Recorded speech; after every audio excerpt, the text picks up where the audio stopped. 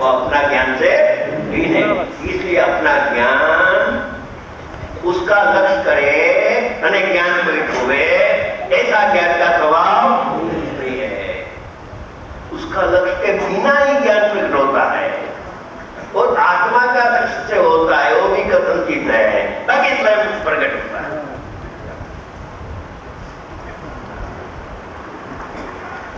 कि बाह्य के ज्ञान से भी है, के अंदर तन्मय ज्ञान नहीं होता है, ज्ञान का लक्षण माना है सुखचंद्र आचार्य ने।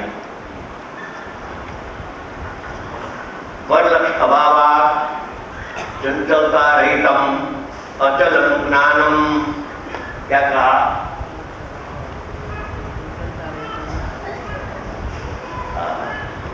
पर लक्ष्य अभाव यानी पर का लक्ष्य से जिन काल में ज्ञान प्रकट होता, यानी पर का लक्ष्य से होता नहीं है, અને સમય શાસ્ત્ર દિનવાણી का लक्ष्य से ज्ञान प्रकट होता।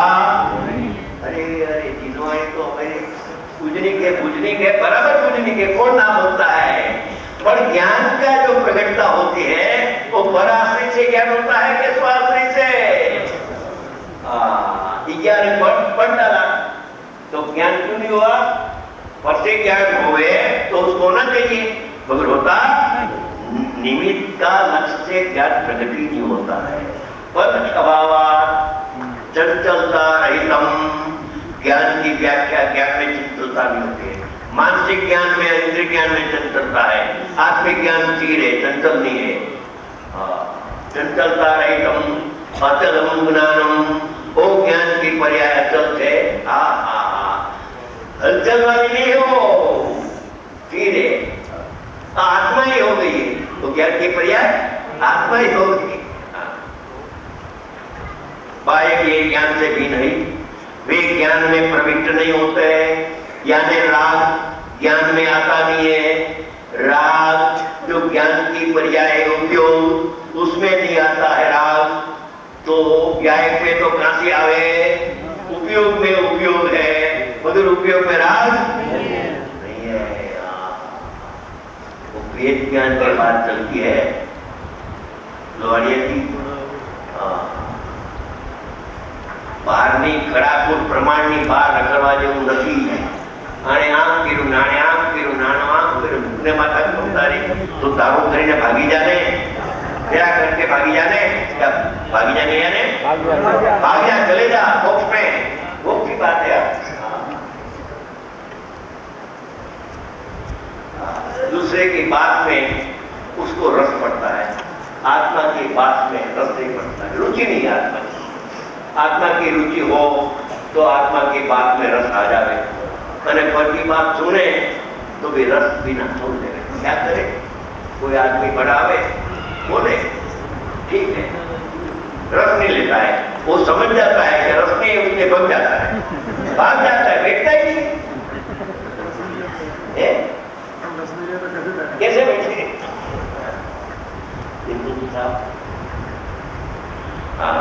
प्रविष्ट नहीं है, राग ज्ञान में प्रविष्ट नहीं होता है, अपना उपयोग लक्षण है रे, उसमें राग आता नहीं है, तो व्यायक जीव तत्व में कहां से आवे? तो वो राग क्या रहता है कि राग राग में रहता है, उपयोग उपयोग में रहता है, उपयोग उपयोग में रहता है, अथवा उपयोग का उपयोग रहता है।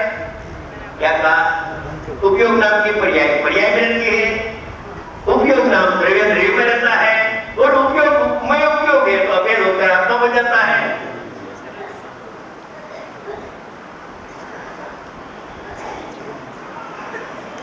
प्रविष्ट नहीं होते।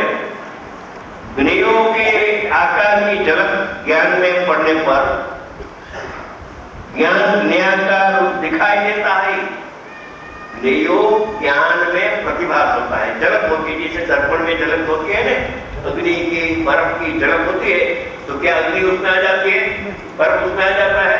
ऐसा नहीं है, झलक है, ठीक है, तो वो दिखाए ज्ञाकार रूप दिखाई देता है। ये का संबंध से ज्ञान को देखो तो वो ज्ञान की पर्याय ज्ञाकार रूप दिखाई देती है, मगर योग एक का लक्ष्य छोड़कर क्या एक का लक्ष्य से ज्ञान की पर्याय देखो तो ज्ञाकार है ही नहीं, ज्ञाकार ज्ञान तिरुभाव हो जाता है અને सामान्य ज्ञान का आविर्भाव प्रकट हो जाता है।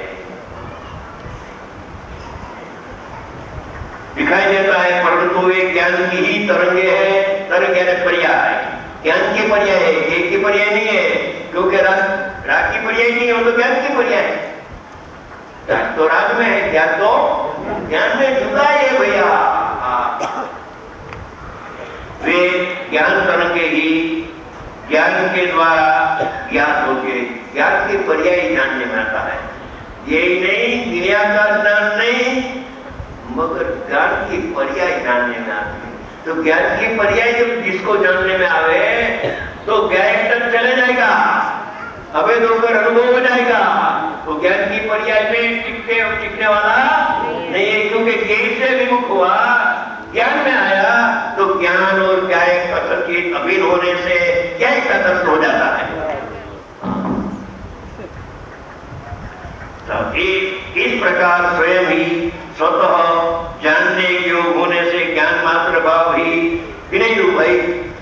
ये की व्याख्या अपना आत्मा अपना ज्ञान में स्वयं जानने में आ रहा है, इसलिए मेरा नाम ये है, मैं जानता हूं इसलिए मेरा नाम ज्ञाता है।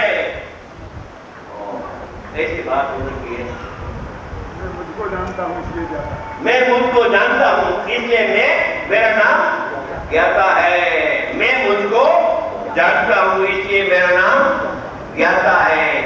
और मेरे में वो आत्मा जनित जाता है, इसलिए मैं ही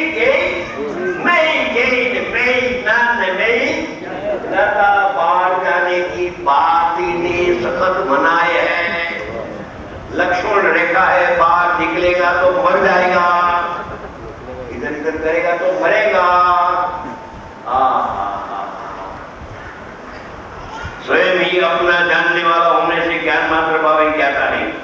इस प्रकार ज्ञान मात्र भाव, ज्ञान ज्ञेय और ज्ञाता, इन तीनों भावों से युक्त सहित, युक्ति सहित सामान्य विशेष स्वरूप वस्तु है।